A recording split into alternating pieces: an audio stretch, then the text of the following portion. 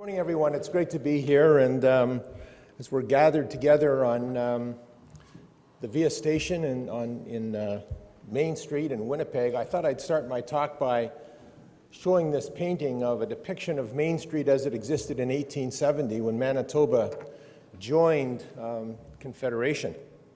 And I think it's always good to remember that people have aspirations no matter when they lived in our city, going back many, many years. And these people undoubtedly, as they gathered in their time, had aspirations for our city.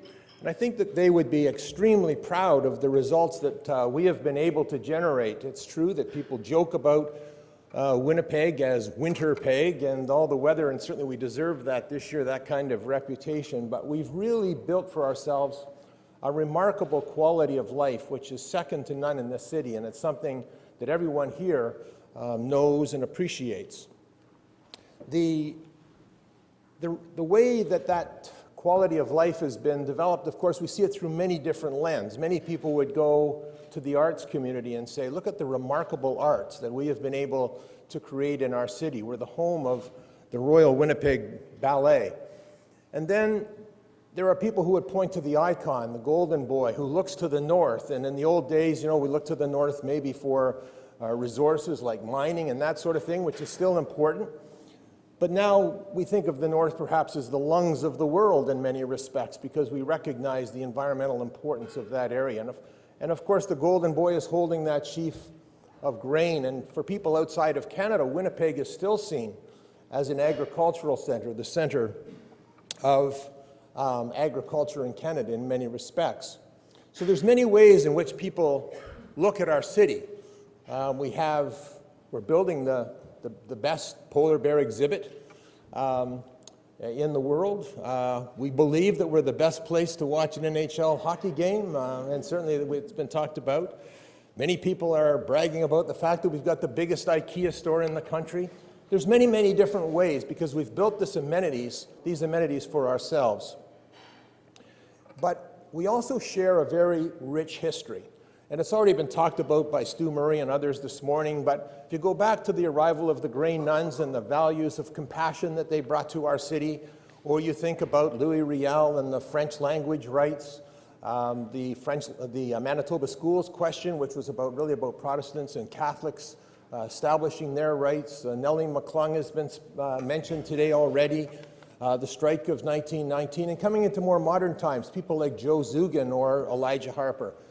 We have a great history that we share, and those things come together, the amenities and the history, and they create a fabric of people in our city, which is unique. It's a wonderful city to work in because it's a caring city, and it's one of the great attributes of Winnipeg.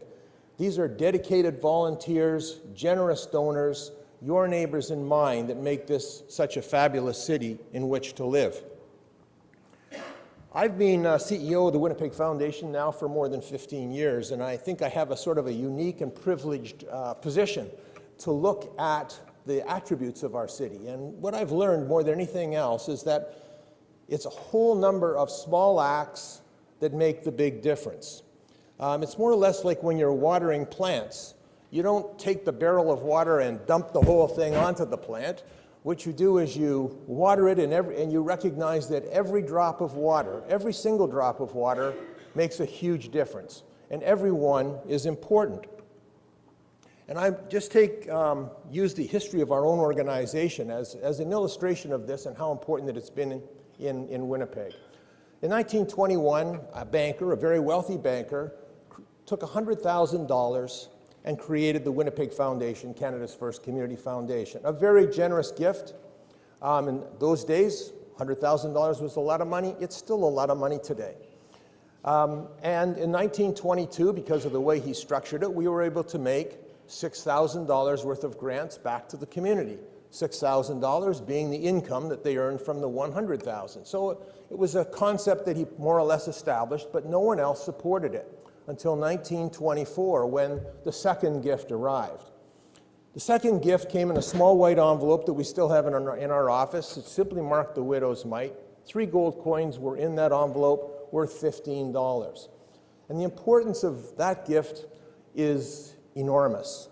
Because what it really said is that it's not the size of the gift, but the giving that matters. And this is going to be a community foundation, not a foundation for just the wealthy, but a foundation for everyone. And so when you think about those drops of water, you have to ask yourself, which was the more important drop? The $100,000 on the one hand, or the $15 that validated the whole idea on the other? And it's pretty hard to make that judgment because, as I say, all drops of water are important. Right now, we are in the process of building a new endowment. We have 2,600 endowments, but one of the newest ones is called Nourishing Potential. And we use this illustration to more or less explain to people how endowments work. On the one hand, we're creating an orchard, and as people put money into that orchard, it's going to generate a harvest. And every year, because this is aimed at feeding kids after school, this analogy works really well. You're able to say, here's the orchard, here's the apples, the kids are hungry, and more or less explain how the process works. But this analogy, I think, can be taken in a much broader way. We are, as a whole society, we are in fact an orchard. The culture that we've built, the leadership that we expect from people in the city, the rules that apply in our corporate or private sector companies around how they support philanthropy, all these various things really create the orchard in which we live. And the harvest that we're going to create, or the harvest that we're going to reap, are again dedicated volunteers and generous donors. And if we want to build a stronger society for the future, I think we have to look at the kind of orchard that we're building. Manitobans are already the most generous people in the country. The trends are very clear. I've been watching the Fraser Institute and Statistics Canada for many years, and the trends are very clear. We have already got a very strong orchard, but the reality is that we're giving 1% of our income to charities.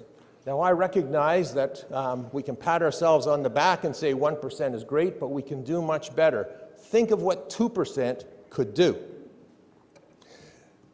We have a program called the You Can Do It Awards, and this is basically, I won't get into the details, but simply say $295 generates a $1,000 learning account for a young student. We need to encourage people to look at new ideas about how they can help and engage people. But I think the concept of you can do it, again, is a broader idea. We have to ask ourselves, why is it that 10 blocks in that direction, kids, preschoolers, are ready for kindergarten, and 10 blocks in that direction, they're not? This is a problem that we have in our community and in our country. I think it extends much broader than Winnipeg. And so the challenge is to address these issues, and again, I think building a stronger community. And what would an extra 1% do? Not a government-imposed 1%, which we've been hearing a lot about, but a voluntary 1%, where Winnipeggers and Manitobans would in fact be the beacon of the world or beacon of the country, saying that we can do more than 1% of our income, we can do 2%. We would address the homeless more effectively. More children would, more people would make it through high school. We already have issues with high school graduation, and we could do much better on that front. We would have better trails, more or less like we just heard about in the Trans-Canada Trail, bike trails. There would be better health care, our arts would be better, there would be more recreational opportunities for our children. When I think of 2017, my vision is the same as that of our Winnipeg Foundation, a Winnipeg where community life flourishes. And I think that's what all Canadians are looking for, a life and a community where it flourishes for everyone. And I believe if we set the right parameters, we build the right kind of orchard, we respect that every drop of water is going to make a difference, then the harvest that we reap will be very beneficial for our children and our grandchildren. Thank you very much.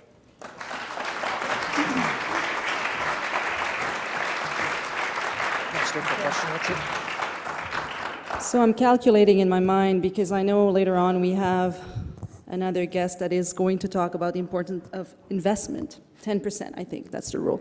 And another 2% for the community, right? And the rest, some taxes somewhere. I was just listening to your your message here. And I was wondering if, along the years, there was one volunteer maybe that you have met that spoke to you more, inspired you, and you can maybe share a little bit of that story with us. Somebody that just, stayed in your mind. There's so many stories of people that I've met along the way, and especially in the last 15 years, but I'll just briefly say that I was sitting in my office one day and a gentleman came in to our office and he had a check for $5,000 and he wanted to start an endowment at the Winnipeg Foundation.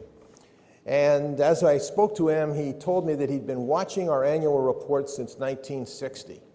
And it really taught me how important it is that it's not just what you do today, but it's what people were doing back in 1960, that people were watching that.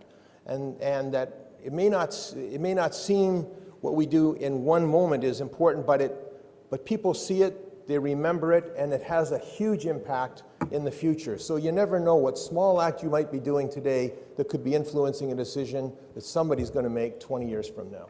Thank you. Thanks, Richard.